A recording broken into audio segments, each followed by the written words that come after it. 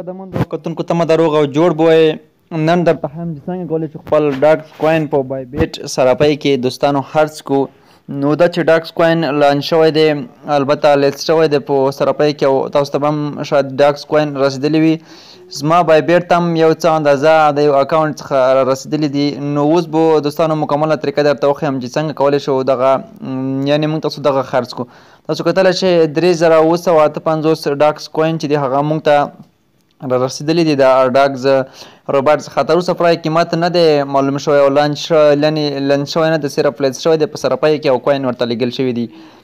نو دا چې دا به څنګه خرڅوو دوستانو، نو خرڅولو لپاره به تاسو خپله بای بیټ سراپي راخلاصه کړئ او کله مو چې دوستانو بای بیټ سراپي راخلاصه کړه په دې کې دوستانو لاندې سپاټ آپشن تاسو ته راځي. سپاټ آپشن باندې به کلیک واخلئ او بیا پورته کنورټ برخه دوستانو درته راځي او کنورټ باندې چې کله کلیک واخلئ په دې برخه کې لومړی چې دی دوستانو دغه پرام دی او بل ټو دی، یعنې تاسو څه شی بدلوئ او څه شی خرڅوئ او کومې کرنسۍ ته خرڅوئ.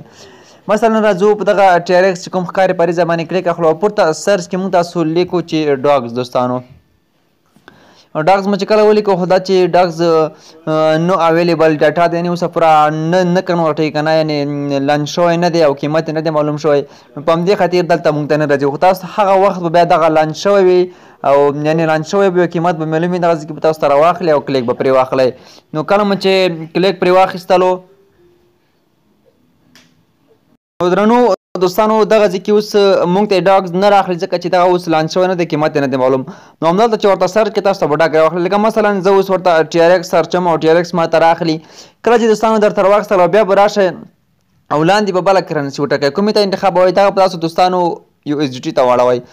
ځکه چې یو ایس ډي ټي چې کومه ده دوستانو، یو ایس ډي ټي هېڅ کله هم د ده قیمت چې دی نه کمیږي که نه.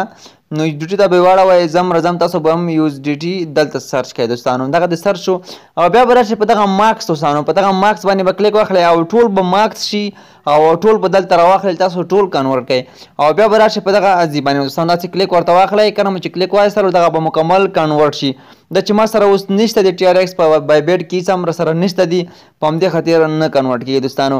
تاسو یې ځکه کنورټ کړئ دا چې ډاکس به ډېری خلک خرڅوي، شاید قیمت یې په مارکیټونو کې یعنې ښکته راشي ټیټ راشي، په همدې خاطر تاسو دغه کنورټ کړئ تر څو بیا تاسو ته کوم مشکل پیدا نشي او تاسو ډاکس کوین نشي. دا چې دغه پرې یعنې روبوټونه دي پرې کوین مو ترلاسه کړي دي، حتما چې څومره کوین تاسو ته یعنې څومره ډالر ترې جوړ شو دغه ډاکس کوین څخه ټول کنورټ کړئ، ځکه چې شاید مارکیټ کې د ده قیمت ټیټ راشي. ډېری خلک به کوشش کوي چې دغه خرڅ کړي شاید قیمت یې ټیټ شي، خو تاسو لومړی سهار 4:30 بجې شاوخوا دغه شاید لیست شي ټول مکمل خرڅ کړئ تر څو تاسو سره پاتې نشي. که وروسته قیمت پم کېدلو پورته تللو بیا تاسو کولی شئ بیا هم بېرته کنورټ کړئ.